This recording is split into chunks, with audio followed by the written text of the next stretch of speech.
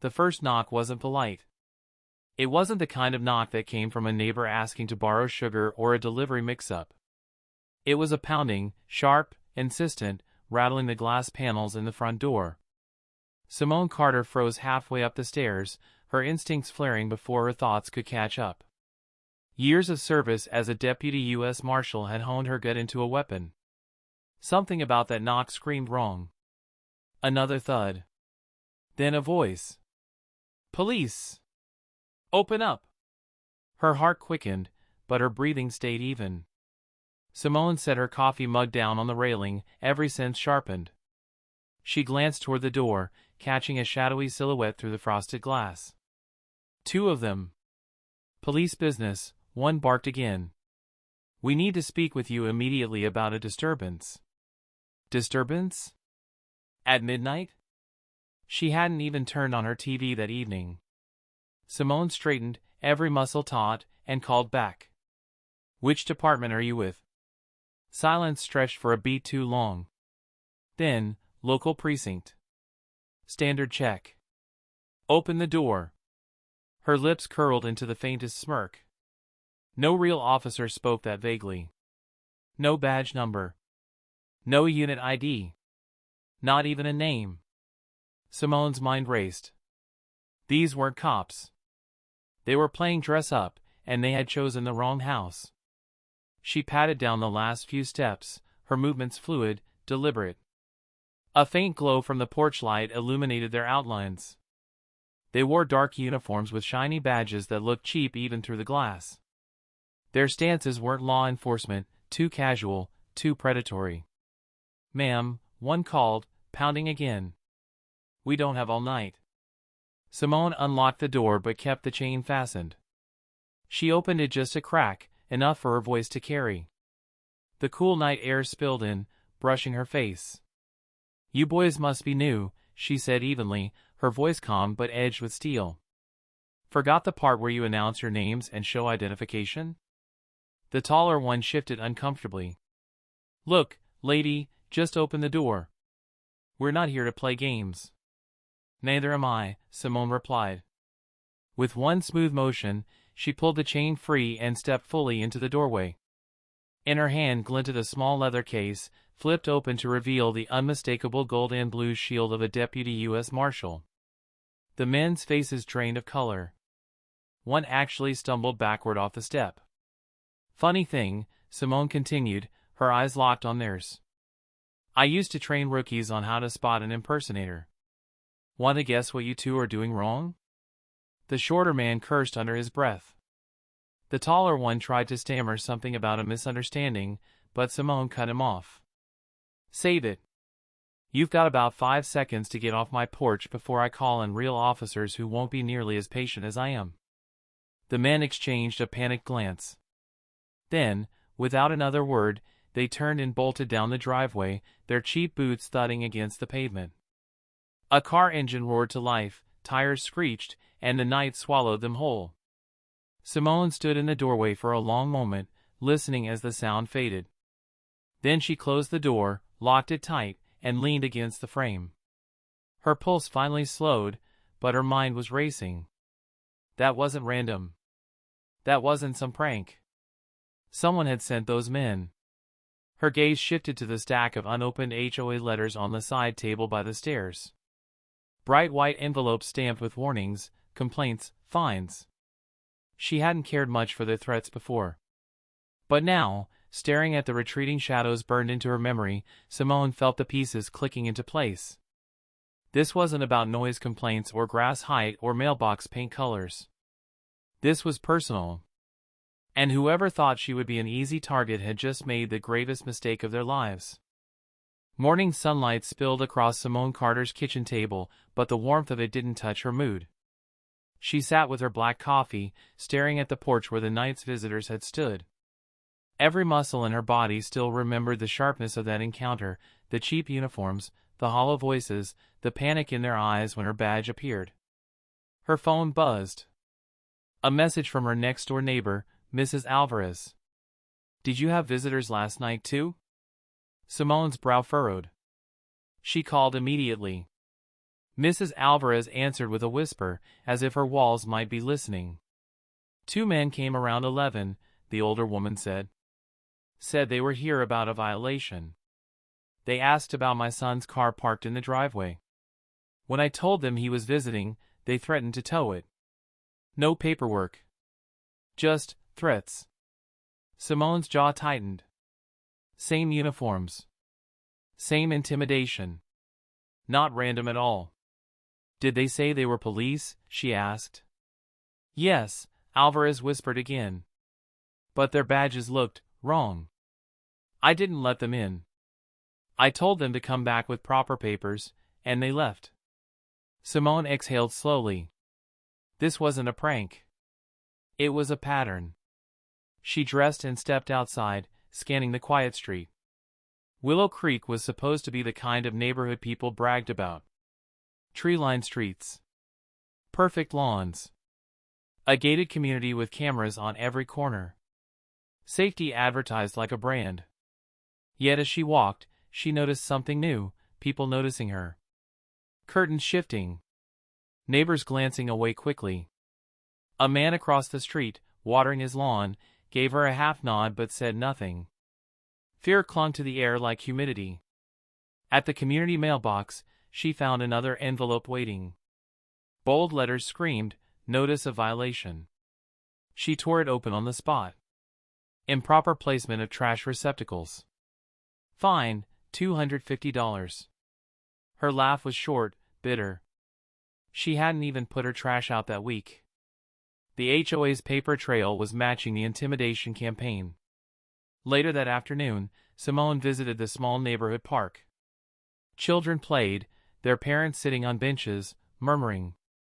Conversations hushed when she approached. A young mother finally leaned closer, her voice low. You had visitors last night, didn't you? Simone's eyes narrowed. So did you. The woman nodded quickly, glancing around. They'd been doing this for months. Saying they're police. Pretending to check on things. My husband told me to ignore it, but her voice broke. They scared my kids. Others listened, but none spoke up. Fear kept them chained. Simone understood it too well. She had seen it in witness rooms, in court corridors, in neighborhoods where gangs ran the show. Fear made people look the other way. Fear turned a community into a prison without walls. But Simone was not built to look away. That evening, she attended the monthly HOA meeting at the community center. Folding chairs lined the room, residents murmuring nervously. At the head sat Martin Kellum, HOA president. His posture screamed arrogance, expensive watch glinting under fluorescent lights, a smile that didn't touch his eyes. Order, Martin said, tapping a gavel like he thought he was presiding over Congress. We have several pressing matters tonight. He glanced up, saw Simone, and his smile faltered just a fraction. First order of business, he continued, flipping through papers. Repeated violations from residents ignoring our community standards. His eyes flicked toward Simone. Some households seem to think the rules don't apply to them. Simone folded her arms, meeting his stare without blinking. When the floor opened for questions, she stood. The room fell quiet. I had men impersonating police officers at my door last night, she said clearly. They demanded entry. They had no identification. That is a felony crime. I want to know if this board knows anything about it. Gasps rippled through the room. Martin cleared his throat, smiling like a politician caught off script. I have no idea what you're talking about, he said smoothly. If you had visitors, that's a matter for you and the actual police. Not this association. Simone held his gaze, her voice steady. Oh, I'll be speaking with the police. And when I do, I'll be making sure they know exactly who's trying to run this neighborhood like a private kingdom. A murmur spread. Fear was still in the room, but for the first time, Simone felt something else flicker in her neighbor's eyes. Hope. Martin's jaw tightened. His smile froze in place. And Simone knew this was only the beginning. Martin Kellum liked control the way some men like fine whiskey, slow, constant, intoxicating. He had been HOA president for nearly a decade, and in that time he had built Willow Creek into what he called a model neighborhood. What he really meant was a neighborhood run by his rules, his fines, his intimidation. And most people let him. He dressed the part of authority, tailored polos with the HOA logo, gold cufflinks, loafers that never touched a speck of dirt. He spoke in the tone of a man who believed himself above challenge. For years, no one had dared question him. Until Simone Carter. 2 days after the HOA meeting, Simone came home to find 3 envelopes shoved into her mailbox, each stamped in red, "Final Notice." Violation number 1, unauthorized plants in yard. Violation number 2, improper paint color on shutters. Violation number 3, excessive noise complaint. Simone snorted at the absurdity. She didn't even have plants other than a row of roses planted by the previous owner. Her shutters were the same beige as half the houses on the street. And as for noise? The loudest thing in her house was the coffee grinder. This wasn't about violations. This was war. She tucked the notices under her arm and marched straight to the community office. The HOA office was more like Martin's personal throne room. The walls were lined with framed excellence in community management awards. A polished oak desk sat in the center, with Martin behind it, hands folded like a judge waiting for the guilty. "Miss Carter," he said with a smile that didn't reach his eyes. "To what do I owe the pleasure?" Simone dropped the 3 envelopes onto his desk. "You can start by explaining these." He glanced at them, feigned a sympathetic sigh. "Rules are rules. It's unfortunate, but you've been in violation since you moved in. Our inspectors don't lie." "Funny," Simone said, leaning forward. "Neither do my cameras. And mine show my shutters have been the same color since the house was built, my yard hasn't been touched, and there hasn't been so much as a radio on in weeks." Martin's smile faltered for a split second. Then it snapped back into place. "Look, Miss Carter," he said, voice dripping with condescension. "I know you're new here. Perhaps you're not used to how communities like ours are run. We have standards. People who don't follow them don't last long here." Simone's eyes narrowed. "Is that a threat?" "A fact," Martin replied smoothly. "The board has the authority to fine, to place liens, even to move for foreclosure if necessary. That's the beauty of HOA covenants. They're binding. Ironclad." She didn't blink. "I've dealt with men who thought they were untouchable before. They weren't. Neither are you." For the first time, Martin's composure cracked. A flicker of irritation sharpened his expression. He leaned back in his chair, dismissing her with a wave. "Careful, Miss Carter. This community values harmony. Stirring the pot rarely ends well." Simone picked up the envelopes, tore them neatly in half, and placed the pieces back on his desk. "Then maybe stop cooking up lies," she said, and walked out without another word.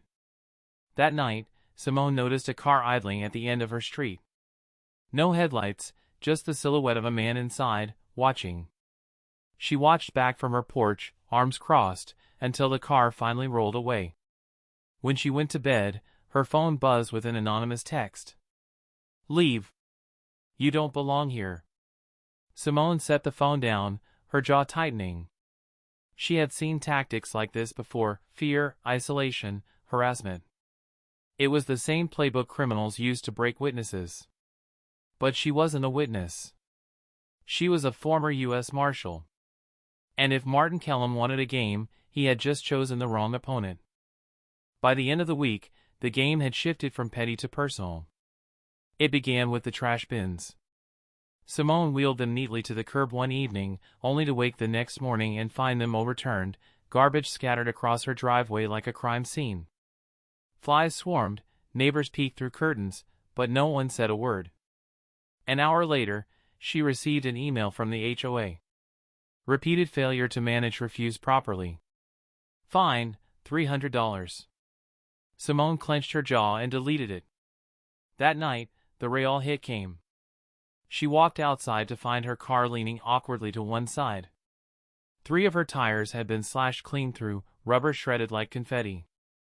For a moment, she just stood there, her breath fogging in the cool air. Then she scanned the street. A porch light flicked off across the way. Another curtain snapped shut. No one wanted to be seen. Her phone buzzed. A new text. "You don't belong here. Last warning." Simone took a photo of the car, then another of the message. Evidence. Documentation. It was the same way she built federal cases, piece by piece, brick by brick. But this wasn't just about her. This was about the neighborhood. The smear campaign began the next morning. Flyers appeared on porches, in mailboxes, taped to lampposts. Grainy photos of Simone, taken without her knowledge, were plastered above bold headlines. Dangerous resident. Beware. The text accused her of violent behavior, of harassing neighbors, of bringing crime into a safe community. Children picked them up and asked their parents questions. Adults shoved them into pockets quickly, embarrassed, unwilling to challenge the lie. When Simone confronted one neighbor, a middle-aged man watering his lawn, he shifted uncomfortably. "I don't believe it," he muttered, eyes on the grass. "But Martin says," "Well, Martin runs things around here. It's easier to just stay out of it." "Easier for you," Simone shot back. "Not for me." The man didn't answer. He just turned off his hose and went inside. At the next HOA meeting, the tension was thick enough to choke on. Martin Kellum presided with his usual smug smile, flanked by board members who nodded on cue. He waved one of the flyers in the air. "Unfortunately," he announced, "we have residents who threaten the peace and safety of our community. Repeated violations. Disruptive behavior. We've had to take emergency measures." Murmurs rippled. Some residents glanced at Simone with suspicion, others with quiet sympathy, but no one spoke aloud. Simone stood, her voice cutting through the room like a blade. "Emergency measures? You mean sending fake cops to people's doors? Slashing tires? Spreading lies?" Martin chuckled, the sound low and practiced. "Conspiracy theories don't serve you well, Ms. Carter. Perhaps you should focus on complying with community rules instead of inventing wild stories." She met his gaze without blinking. "I don't invent stories. I collect evidence. And when the right people see it, your empire crumbles." For a flicker of a second, something dark crossed Martin's face. A warning. Then he smoothed it away and banged his gavel. Meeting adjourned. That night, Simone sat at her kitchen table with a stack of files. She printed every text, photographed every flyer, cataloged every violation notice. She created a timeline, linking each act of harassment with board decisions. As she worked, she felt the weight of silence pressing in from every direction. The neighbors weren't going to stand up. Not yet. But they didn't have to. Because Simone Carter wasn't planning to fight this battle as a victim. She was going to fight it like what she had always been, law enforcement. And once she started digging, Martin Kellum and his cronies would regret ever knocking on her door. Simone had been on the other side of intimidation before. She'd seen gangs terrorize witnesses, cartels buy silence, and corrupt officials twist the law into a weapon. The formula was always the same: fear plus control equals obedience. But formulas had flaws. And Simone Carter was very good at finding them. She started small. At night, while the neighborhood slept, she walked the streets with a quiet, deliberate pace. Every security camera, every HOA sign, every light post, she noted angles, blind spots, and patterns. That's when she noticed the maintenance shed. It sat at the edge of the community park, padlocked but not alarmed. The next afternoon, she watched Martin's secretary slip inside, carrying a stack of folders. When the woman left, Simone checked the lock. It was old. Sloppy. Not the work of someone who thought he could be challenged. By midnight, Simone was inside. The shed smelled of mildew and paper. Boxes of files lined the shelves, stacked carelessly. She pulled one down and opened it by the dim glow of her phone flashlight. HOA budgets. Expense reports. Vendor contracts. At first, it looked legitimate. Then she saw the numbers.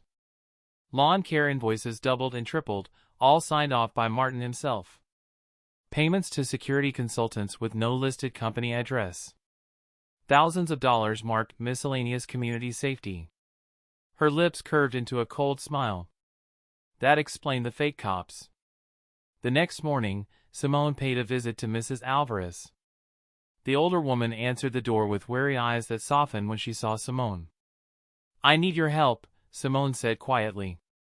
Inside, Simone laid out copies of the documents she had scanned. Martin's been stealing from the community for years. These fines, these intimidation tactics, it's all to keep people too scared to ask questions. Mrs. Alvarez's hands trembled as she held one of the papers. "We always wondered why the dues kept going up. He told us it was for improvements. Cameras. Landscaping. But nothing ever changed." "Exactly," Simone said. "And if we can show enough people the truth, he won't be able to hide behind threats anymore." Alvarez hesitated, glancing toward the window. "People are afraid, Simone. He's ruined families. He's foreclosed homes. What if he comes after us?" Simone's voice was steady. "Then we stop him together." Over the next week, she built her case. She interviewed residents who had been fined into near bankruptcy. She photographed properties Martin claimed were in violation but looked identical to his own. She traced the so-called security consultants back to a P.O. box registered in his cousin's name. Every piece tightened the noose. One evening, she met quietly with a young father named Darnell, who had nearly lost his home over false violation fines. He slid a flash drive across the table. "Emails," he whispered. "From Martin's secretary. She leaked them to me before she quit. They show him ordering those fake cops around. Said they were deterrence measures.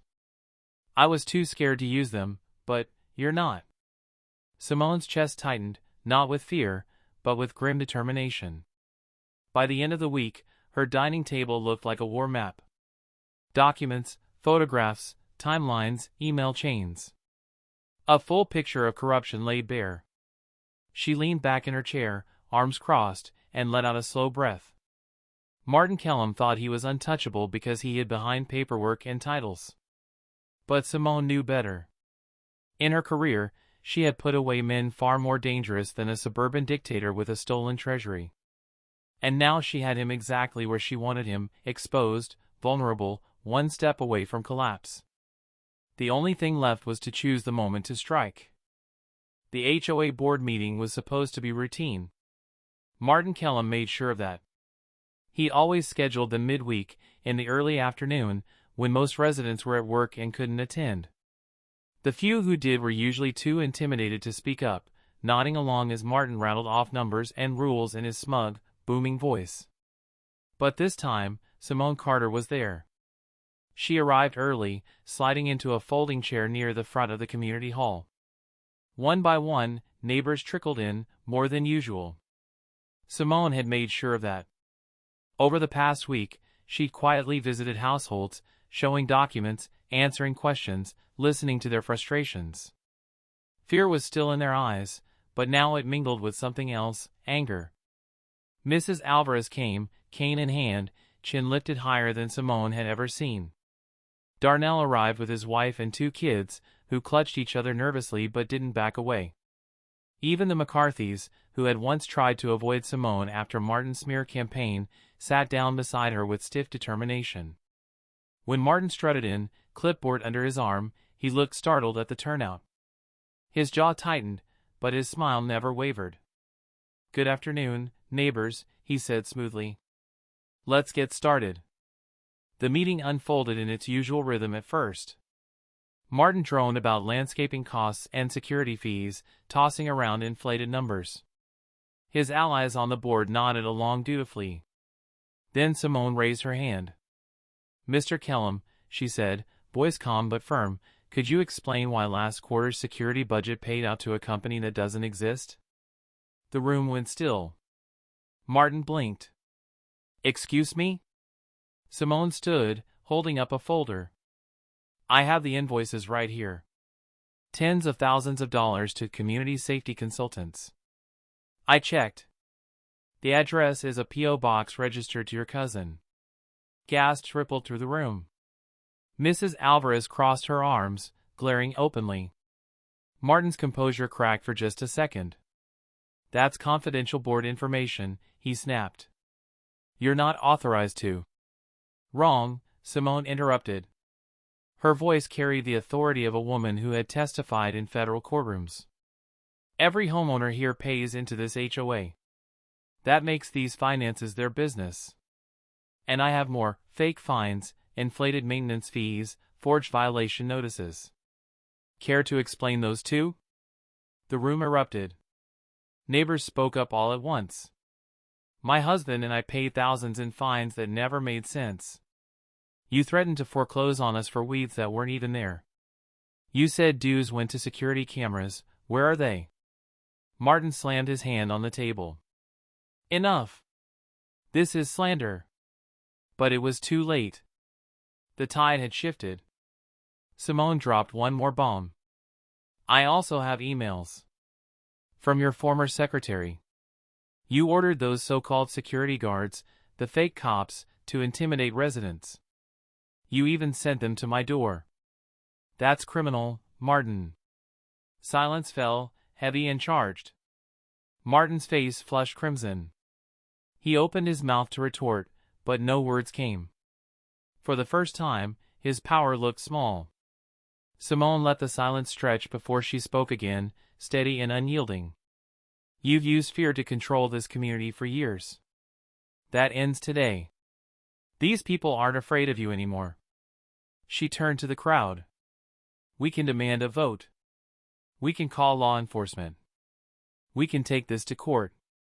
But one way or another, Martin Kellum is done. The neighbors, hesitant at first, began to nod. Then they clapped. Mrs. Alvarez's cane struck the floor in firm rhythm. Darnell's children cheered. And Martin, realizing the room no longer belonged to him, grabbed his clipboard and stormed out without another word. Simone exhaled slowly, feeling the shift settle in her bones. This wasn't over. Men like Martin didn't go down without a fight. But the first crack had been made, and now the community had seen the truth. The next battle wouldn't be behind closed doors. It would be public, messy, and decisive. And Simone was ready for it. The night after the HOA meeting, Simone knew Martin wouldn't sit quietly and lick his wounds. Men like him never surrendered without a spectacle. And sure enough, just after midnight, headlights swept across her living room window. She stayed still, watching from the shadows. A black SUV idled at the curb. 4 men stepped out, broad shoulders, tactical vests, and the same fake police patches she had seen before. But this time they weren't knocking. They spread out, moving toward her property line. Simone's jaw tightened. Martin was making his move. She slipped on her boots, clipped her badge to her belt, and holstered the firearm she rarely carried but always kept ready. Tonight wasn't about bluffing. It was about drawing a line in the sand. By the time she stepped onto her porch, the men were halfway up her driveway. Their flashlights cut sharp beams through the darkness, landing on her face. Evening, gentlemen, she called evenly. You lost? One of them squared his shoulders. This is official business. Step aside while we conduct our inspection. Inspection, Simone repeated, her tone razor sharp. Funny word for trespassing. The man's jaw twitched. We have authority from the HOA too. That was enough. Simone lifted her badge, the silver catching the SUV's headlights. United States Marshal Service. You're impersonating law enforcement. That's a felony. You want to rethink your next step? The men froze. Fear flickered in their eyes, but bravado pushed back. Lady, you don't scare us. Simone smiled without humor. Good. then the sound of your boss going to prison should. She clicked her phone, activating the live stream she prepared earlier. Across the street, Mrs. Alvarez's porch light blinked twice, a signal. Within seconds, other houses lit up. Curtains shifted. Neighbors stood on porches, phones raised, recording everything. For once, Simone wasn't alone. The men faltered. One muttered under his breath, this wasn't the deal. Before they could retreat, flashing red and blue lights appeared at the corner. Real police cruisers. Simone had tipped them off hours earlier, sending copies of Martin's emails and the forged invoices. She'd known he would lash out, and now his pawns were caught in the act. The SUV's driver panicked and gunned the engine, speeding off. 2 imposters bolted after him, vanishing into the night. The other 2 were too slow. Officers swarmed them, shouting commands, pinning them to the pavement. Simone stayed on her porch, calm, arms crossed, badge glinting. Minutes later, Martin himself appeared at the scene, storming down the sidewalk in a robe and slippers, feigning outrage. "What is the meaning of this?" he shouted. "These are my contractors, you can't." "Contractors?" Simone cut in. Her voice carried so the crowd and cameras could hear. "You mean the men you paid to pose as police? The ones you sent to intimidate your own neighbors?" Gasps spread through the watching residents. An officer approached Martin. "Sir, we've received credible documentation tying you to fraudulent security payments and impersonation of law enforcement. We'll need you to come with us." Martin's face went slack. "This is ridiculous. I run this neighborhood." "No," Simone said coolly. She stepped closer, her words sharp enough to cut. "You ran it. But it belongs to the people now. And they're done being afraid of you." The crowd erupted into cheers. Mrs. Alvarez raised her cane high like a victory banner. Darnell and his wife hugged their kids tight. For the first time, the community felt alive, united. Martin, red-faced and sputtering, was led away in handcuffs. His shouts faded as the police car door slammed shut.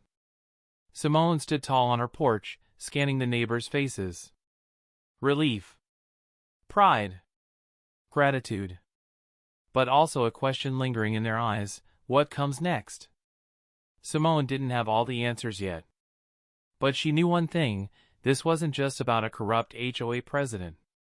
It was about showing people that power only lasts as long as fear allows it. And tonight, fear had finally lost. The neighborhood had never felt so quiet. Not the tense, watchful silence of fear, but the calm after a storm. The kind of quiet that let you breathe again.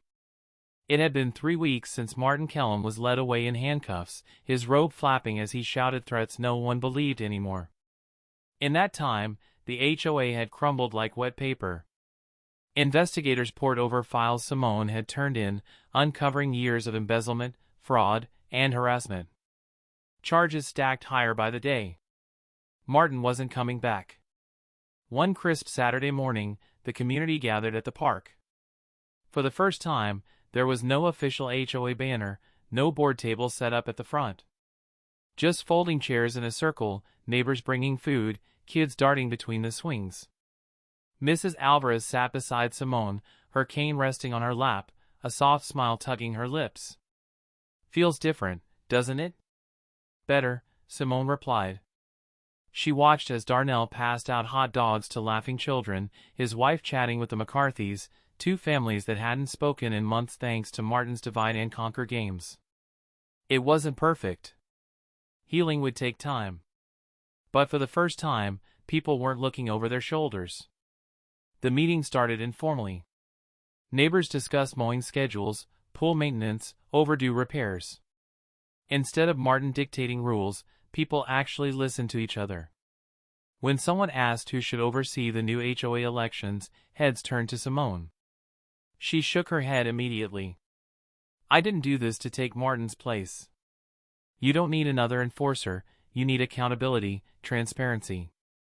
Pick people you trust, then keep them honest." "But you should at least help us get started," Mrs. Alvarez said gently. We need someone who knows how to fight back if things ever go bad again. Simone hesitated, then nodded. I'll help set it up. After that, it's yours. Later that afternoon, she walked home under the shade of tall oaks, the weight she carried for months finally easing. Her house stood steady at the corner, no longer marked by hostile stares or anonymous letters. Instead, her porch was decorated with a basket of fresh flowers left by a neighbor, a simple thank you. She picked it up, inhaling the scent, and for the first time since moving in, allowed herself to feel at home. That evening, as the sun dipped low, Simone sat on her porch with a cup of tea. The neighborhood glowed golden in the fading light, laughter carrying faintly through the air. Her phone buzzed. It was a message from a fellow retired Marshal. Heard about what you pulled. HOA takedown? Classic Carter. She chuckled, shaking her head. Didn't plan on it. Just couldn't let bullies win. There was truth in that. She hadn't moved here to fight battles. She'd moved here for peace, to leave behind years of chasing fugitives and guarding witnesses. But trouble had found her anyway. And maybe, she thought, peace wasn't the absence of conflict. Maybe it was knowing when to stand your ground, and who to stand with. Across the street, Mrs. Alvarez waved goodnight from her porch. Darnell's kids zoomed past on bicycles, their laughter echoing. Neighbors who once lived in fear now lingered outside, chatting, alive in a way they hadn't been in years. Simone leaned back in her chair, the warm evening air brushing her face. Martin Kellum had tried to rule with fear. But fear had a weakness, it scattered the moment people stood together. And in this neighborhood, thanks to one woman's refusal to bow, unity had replaced fear. For Simone Carter, that was victory enough. She sipped her tea, a faint smile curling her lips. Finally, it felt like home.